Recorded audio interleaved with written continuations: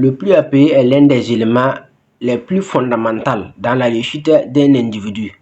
Malheureusement, en Afrique, ou plus précisément dans la zone francophone, les gens négligent le prix à payer pour la réussite.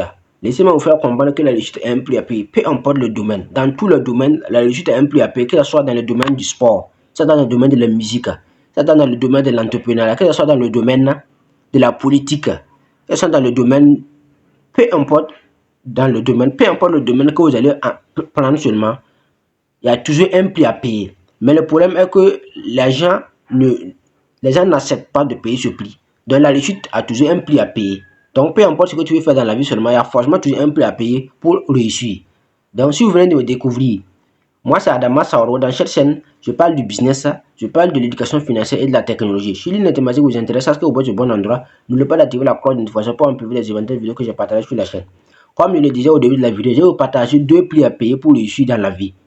Ça, c'est 2 prix uniquement à payer. Il y a plusieurs prix à payer, mais dans cette vidéo, je vais vous partager 2 prix à payer pour réussir, peu importe le domaine que vous allez entreprendre, ou peu importe le chemin que vous allez prendre, que ce soit le sport, que ce soit la musique, que ce soit la politique, que ce soit l'entrepreneuriat, que ce soit peu importe le secteur, il y a toujours 2 prix qu'il faut impérativement payer en fin de réussir.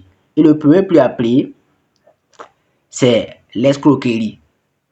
Si je dis l'escroquerie, c'est peu importe ce que vous allez faire, peu importe ce que vous voulez entreprendre, vous devez comprendre à un certain moment que vous allez être escroqué. Si vous refusez de payer le prix de l'escroquerie, vous n'allez jamais réussir dans la vie. C'est impossible.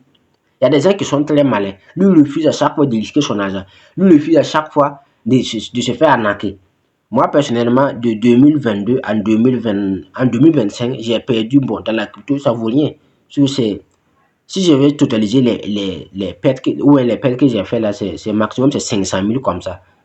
Bon, 500 000, même c'est moins de 500, bon, moins de 1000 $. Donc, disons 800 $ comme ça. En tout cas, c'est moins de 1000 $ que j'ai perdu dans les investissements en crypto-monnaie.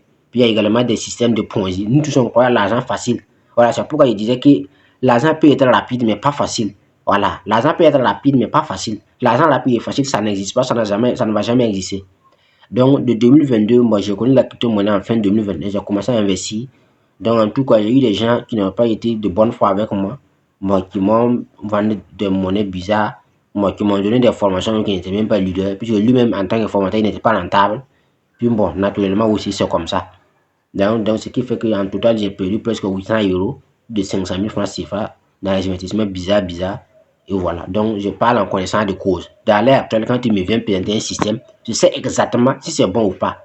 Puis j'ai un esprit de discernement. Puisqu'on dit que les meilleurs messages de la paix sont des rescapés de guerre. Quand tu as fait la Syrie, tu as fait l'Afghanistan, tu as fait l'Ukraine, puis tu as fait le désert sahélien. Donc, tu peux revenir au pays et dire que la guerre n'est pas bien. Parce que tu as été un soldat qui est allé partout dans le monde. Donc moi aussi, en tout cas, après ce que j'ai perdu là, c'est pas mal. Il y a des gens qui ont perdu des millions, 2 millions, 3 millions, des gens qui ont perdu 1000 $, 1500 $, 2000 $ dans les investissements et dans la crypto. Donc, en tout cas, moi j'ai appris de mes expériences, ce qui fait que quand je vois un système d'arnaque seulement, je sais automatiquement que ça ne va pas donner. C'est pourquoi quand 5 m'a apparu, je savais dire que ça allait disparaître. Puis que moi j'ai déjà fait minage de RGT. Voilà, les GT que vous achetez avec la monnaie, moi j'ai fait minage de RGT, ça n'a pas donné. Même avant USD, j'ai fait minage de tronc. J'ai mis 100 $, ça n'a pas donné. USD, j'ai mis 10 $, ça n'a pas donné. Donc, quand je vois un système seulement qui ne colle pas à la normale, je sais dire automatiquement. Puisque je suis, en tout cas, je ne suis pas un expert, mais j'ai appris de mes expériences. Donc, la première prix à payer pour réussir dans le business, c'est accepter de payer le prix de l'escroquerie. Dès lors que vous refusez de se faire escroquer, ça va être très difficile d'apprendre de vos erreurs. Cela ne veut pas dire qu'il faut se jeter dans la roue du gueule. Mais à un certain moment, il faut risquer ton argent pour comprendre certaines choses. Si je n'avais pas risqué de mon argent à perdre dans les investissements, ou bien dans les minages, ou bien dans les systèmes de quoi. À l'heure actuelle, bon, je serai toujours en train de vouloir mettre mon argent, en tout cas, d'une manière ou d'une autre. Je serai toujours en train de vouloir, voilà, rester à la défensive. Donc, le premier prix à payer seulement, c'est être escroqué. Tu peux être escroqué par quelqu'un qui a pris tes produits et puis qui n'a pas, bon, qui est parti avec tes produits. Tout ça, c'est le prix à payer. Donc, tu dois apprendre de ses erreurs. Donc, le premier prix à payer pour le chiffre, peu importe le domaine, c'est accepter de se faire arnaquer ou bien accepter l'escroquerie à un certain moment. Parce que dès lors que tu ne veux pas, à chaque fois tu refuses de risquer ton argent, il y a des gens qui sont comme ça. Lui refuse de perdre. Or, bien, le fait même que l'argent est en banque, même ça, c'est une perte. Puisque si tu sais comment le système bancaire fonctionne, tu ne vas jamais conserver plus de 2 millions ou même plus de 5 millions en banque. Puisque la banque, c'est quoi? C'est l'argent que vous déposez, que la banque réunit ça et puis donne maintenant aux journalistes, comme les Bonkongo, les NASA, les Dangote, le Mossadegh Bali, les EMC Automobiles, tous ces milliardaires que vous connaissez, c'est l'argent de la banque qui utilise pour lancer leurs projets. Donc, mais qu'est-ce qu'ils font? Ils ont des titres fonciers. Et puis, je change ça avec l'argent de la banque.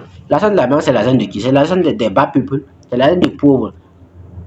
Donc, dès lors que tu refuses de faire sortir ton argent pour aller placer ça, parce que tu as peur de perdre, la conséquence, c'est que tu vas forcément perdre ton argent. Puisque si tu conserves ça pendant 10 ans, c'est une douleur monumentale. Puisque chaque année, la banque te donne 4%, c'est vrai. Mais l'inflation est de 5%, 6%, souvent même ça atteint 10%. Même si l'inflation est de 6%, la banque te donne 4% comme intérêt annuel. Si on fait 6 mois 4, ça va être 2%. C'est-à-dire que chaque année, tu perds 2% de ton capital. Ça reste toujours le même argent qui est là. Mais en termes de pouvoir d'achat, tu perds 2% de ton capital. Donc, si tu conserves l'argent en 10 ans, tu as perdu 20% de ton capital. C'est-à-dire que les mêmes 2 millions que tu pourras acheter un terrain en 2026, en 2036, tu ne pourras pas acheter avec ces mêmes 2 millions. Le terrain va doubler, le terrain même va passer à 4 millions en 2000, ou à 3 millions. Le terrain va passer à 3 millions en 2030, en 2036. Donc, avec ces mêmes 2 millions, tu ne peux pas acheter. Donc, cela veut dire qu'en réalité, qu'est-ce qui s'est passé? Ton argent a perdu sa valeur en 10 ans. Donc, la première prix à payer, selon c'est l'escroquerie. Et le deuxième prix à payer, pour les jeux, c'est l'échec. Peu importe ce que tu veux faire dans la vie, si tu refuses de payer le prix de l'échec, tu ne vas jamais réussir dans la vie. C'est pas possible. Il faut forcément échouer. C'est pourquoi Winston Churchill disait que la réussite, c'est de promener d'échec en échec, tout en restant enthousiaste. Tous les hommes riches que vous connaissez ont forcément échoué dans leurs projets. Il y a des projets qui n'ont pas marché, mais on ne vous montre pas ça. On montre celui qui a réussi. Même si on prend le cas d'Aliko Dangote, l'homme noir le plus riche au monde, avec sa raffinerie qu'il a lancée récemment à plus de 20 milliards de dollars.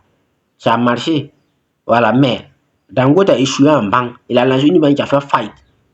Donc c'est comme ça. Même Jack Ma, avant de lancer Alibaba, Jack Ma a d'abord échoué dans plusieurs projets. Il a lancé plusieurs projets qui a fait faillite avant de lancer Alibaba en 99. Même en 99, ça n'a pas été facile. Puisqu'ils ont fait 5 ans. Il a dit que durant les 5 premières années d'Alibaba, eux ne l'ont eu avec Alibaba.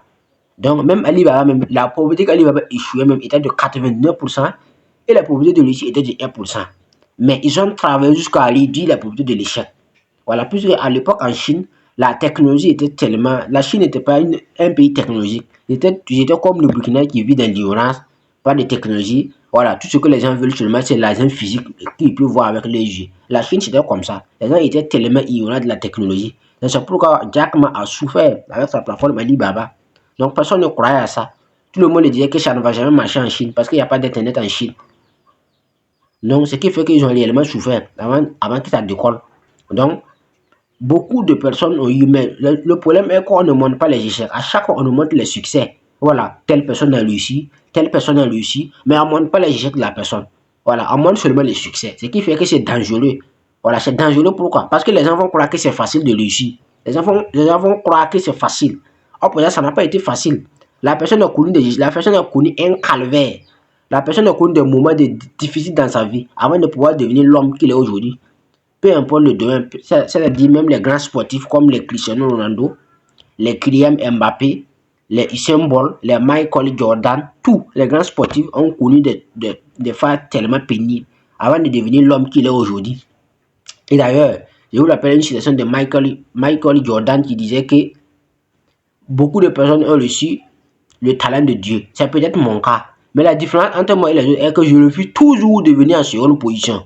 Beaucoup de gens ont reçu un talent venant de Dieu. C'est peut-être mon cas. Mais la différence entre moi et les autres est que je refuse toujours de revenir en seconde position. Ça, c'est l'une des citations de Michael Jordan. Donc, pour vous dire que à un certain moment, tu vas forcément avoir des talents. Tu vas forcément échouer d'une manière ou d'une autre. Mais c'est en remontant le succès que tu vas forcément réussir. Voilà. Même, je prends l'exemple des grands boxeurs comme Francis Ngannou. Francis Ngannou, c'est l'un des meilleurs boxeurs du MMA. Mais il a échoué plusieurs fois. Voilà, même le combat avec Tyron Fury en Arabie Saoudite, il a perdu. Il a également perdu encore contre Anthony Joshua. Voilà, il a également perdu contre Anthony Joshua. Donc, mais ça fait partie du jeu.